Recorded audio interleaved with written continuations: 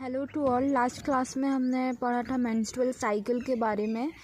अब हम देखेंगे चेंजेस इन मेंस्ट्रुअल साइकिल। सबसे पहले हम देखेंगे ओवेरियन चेंजेस क्या होता है। तो जो फॉलिकल फेज होता है वो टोटल 14 डेज़ का होता है, जिसमें फॉलिकल्स जो होते हैं 20 weeks female fetus have 7 million follicles.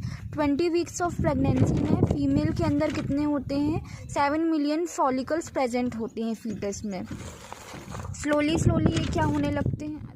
तो अगर फर्टिलाइजेशन एब्सेंट है तो जो कार्पस ल्यूटियम मेंस्ट्रुअल्स होंगे उसमें क्या होगा? एल्बिकन्स रिलीज होंगे और डिसअपियर इन 28 डेज़। ये क्या हो जाएंगे? डिसअपियर हो जाएंगे 28 डेज़ में।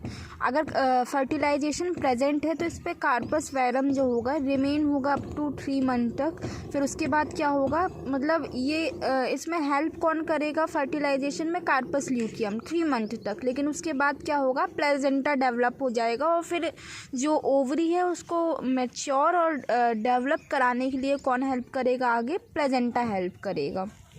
ये हमने देखा था second phase which is called luteal phase.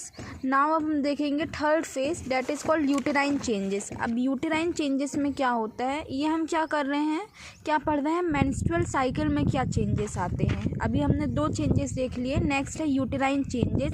इसमें 3 फेज होते हैं। सबसे पहले होता है bleeding phase that is also called as a कैटामेनिया।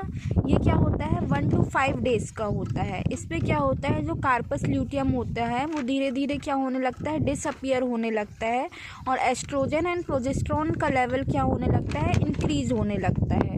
Work लाएगा वेजोडाइलेशन। ये कैसे वर्क करता है?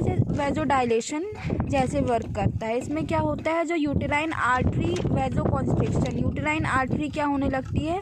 वेजो कॉन्स्ट्रिक्ट होने लगती है, जिसमें क्या होने लगता है? अब जैसे यूटेराइन आर्टरी वेजो कॉन्स्ट्रिक्ट होगी, कॉन्स्ट्रिक्शन होने लगेगा तो ऑक्सीजन हाइपोक्सिया होने लगेगा, इस्चीमिया होने लगेगा एंड इरिवर्सिबल नेक्रोसिस। और इरिवर्सिबल क्या होने लगेगा? धीरे धीरे जो सेल्स होंगी वो क्या होने लगेंगी? डैमेज होने लगेंगी।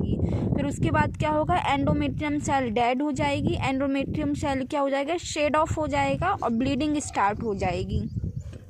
ब्लीडिंग स्टार्ट होगी तो उसको हम क्या बोलेंगे? हेमाटोमेट्रा। हेमाटोमेट्रा क्या होता है? Blood filled in uterus. Blood क्या होने लगेगा? धीरे धीरे यूटेरस में फिल्ड अप होने लगेगा।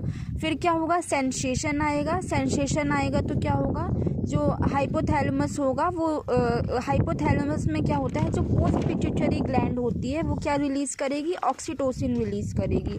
ऑक्सीटोसिन रिलीज़ करेगी तो ये ऑक्सीटोसिन वर्कअप करेगा यूटेरस में। यूटेरस में जैसे ही वर्कअप करेगा तो ये क्या होगा? Visual manifestation of menstrual cycle क्या होने लगेगा? मेंस्ट्रुअल साइकिल स्टार्ट हो जाएगी। एंडोमेट्रियम जो नॉर्मल एंडोमेट्रियम थिकनेस होती है वो कितनी होती है? 5 to 6 mm। और एंड ऑफ ब्लीडिंग फेज, लेकिन जैसे एंड अप होता है ब्लीडिंग फेज का तो ये कितनी थिकनेस कितनी बचती है एंडोमेट्रियम की? 1 mm बचती है, क्योंकि ये धीरे धीरे क्या होने लगता है? शेड ऑफ होने लगता है। फिर हम सेकंड देखेंगे प्रोलिफेरेटिव फेस। जो प्रोलिफेरेटिव फेस होता है वो 16 to 14 डेज़ का होता है।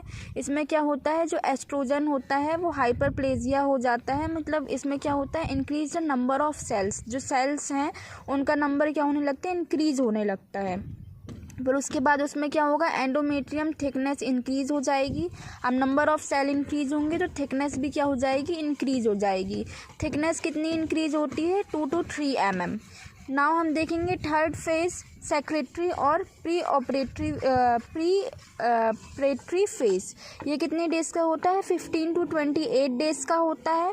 इस पर कार्पस ल्यूटियम रिलीज़ होता है। कार्पस ल्यूटियम क्या रिलीज़ करेगा? Oestrogen and progesterone. एस्ट्रोजन क्या करेगा? हाइपरप्लेजिया और प्रोजेस्टेरोन क्या करेगा? हाइपरट्रॉफी। इसमें एंडोमेट्रियम थिकनेस कितनी होती है? 5 to 6 mm की।